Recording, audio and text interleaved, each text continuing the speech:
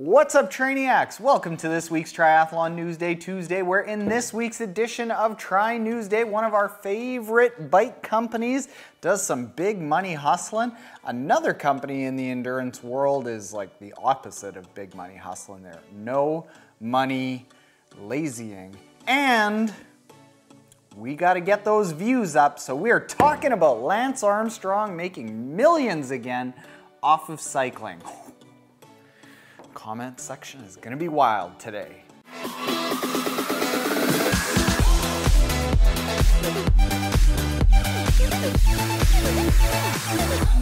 What's up, triathletes? Welcome to Triathlon Newsday Tuesday, where every single Tuesday, as long as I'm not traveling and there is news to talk about, we talk about what's going on all around the triathlon world. Full links to everything we talk about are in the description below, and as always, make sure you stick around to the end. Everyone's favorite part of Triathlon Newsday happens. That is a story from the Trainiac community, and it's actually from a Trainiac here in Winnipeg. Let's get into it with VENTUM, our favorite bike sponsor. Actually, I'm going to go with this angle here and allow you to feast your eyes on a couple of the VENTUMs.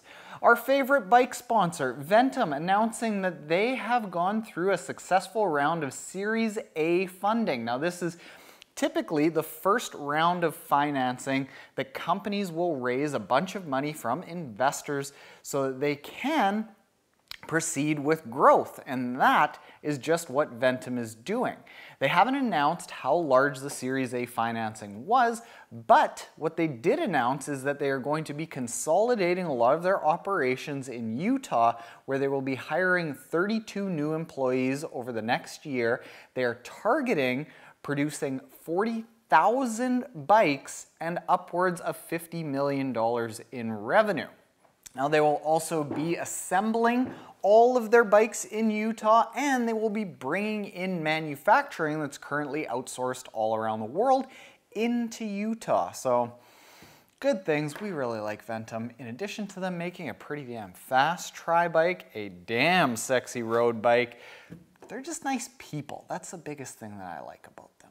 Red Frog, the company that owns and operates, owned and operated Warrior Dash races all around North America, has announced that all of their upcoming races canceled, gone, kaput, and that the company is going out of business. Now, this comes after rumors that Red Frog has been trying to find a buyer for the Warrior Dash series of races unsuccessfully over the past year. And fortunately, the good thing is that people who are entered into Warrior Dash races right now will be able to use that entry to a Spartan race in the future.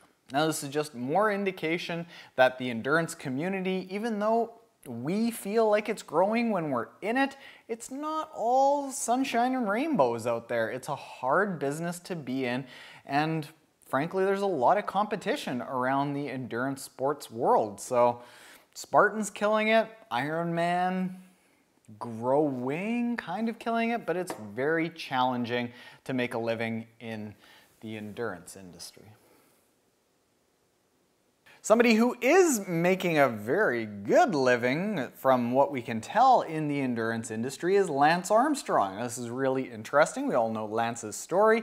Multiple-time winner of the Tour de France, having to then come out on Oprah, having doped, and kind of being, known as one of the biggest jerks in cycling, if not sport, has essentially been bounced out of cycling for a number of years, but he is back with his company, Wedu. And why Wedu? Well, who does that? Who gets up in the morning and goes for a 6-hour bike ride? Well, Wedu. One of the things that Wedu does is every single year for the past couple of years at the Tour de France, they do a daily podcast summarizing the race that happened that day, the stage of that day. And this podcast is growing, it's exploded. During the Tour de France, it was regularly ranked as one of the highest ranked shows in Apple Podcast, and reportedly Lance Armstrong is making millions off of this now. So it's kind of interesting being somebody who has had to try to make a living coming in the side door of an industry, seeing Lance Armstrong himself be successful at coming in the side door of an industry that kicked him out the back door. Now let's get into some race results. It was more or less pretty quiet last week as far as racing went. In Super League Canada in Ottawa, Ryan Bailie won both days on the men's side, while on the women's side, Charlotte McShane and Nicole split the 2 separate days on the women's side of that pro race. Corrinne Abraham won the women's only field at Ironman Tallinn in Estonia in a time of 8:55:22. And the big race, the more notable one that was happening over the weekend, was Half Ironman Boulder, where there was a really strong pro men's field that was won by Lieferman, and the women's race was won by Skye Moench, who ended up just besting out a couple of our VENTUM pals, Leslie Smith and Meredith Kessler. So good day for VENTUM, good day for everyone in Boulder. It is hard racing up there at the altitude. Now in the Triathlon Taren Podcast, just last week, we ended up publishing a round 2, a second podcast interview where Dan Plews and I went over the training and the nutrition that I did leading into Challenge Roth. It's actually one of the first times that Dan and I have really sat down and talked about why he did the training the way that he did, because we talked a little bit throughout leading up to Challenge Roth, but I didn't pepper him with questions about why do the leg strength bike days on a Monday? Why do such long endurance hill running? All of these things that went into it. Like, why was I able to have a breakout performance on the run? Was that because of the run training or the bike training or the nutrition training? I didn't actually know the answers to things, but we now know them because they are all in that podcast. Go check it out. And this coming week, we will be publishing a very requested topic. Rudy Von Berg, very successful pro triathlete, was on the podcast. He grew up 45 minutes from the Half Ironman Nice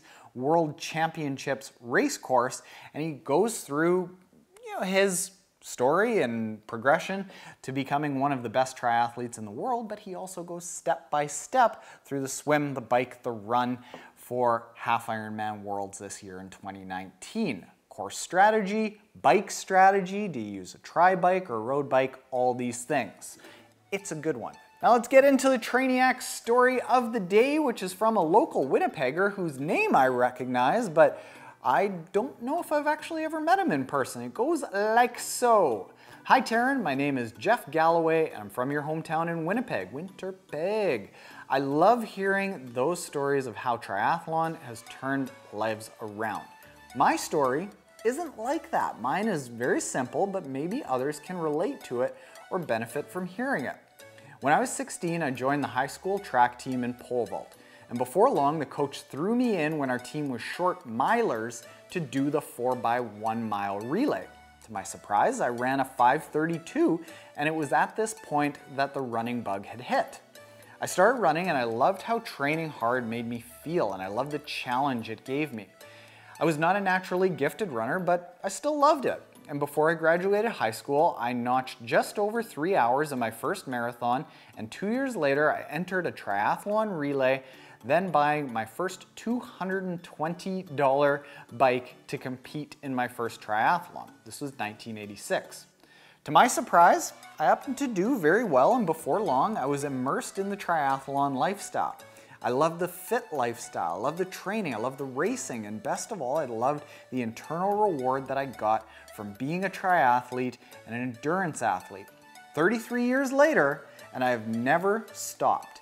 I still continue to train and race. Included are pictures from the 1990 Ironman World Championship in Kona as a 26-year-old, and more recently, the 2015 ITU Age Group World Championships in Chicago as a 52-year-old.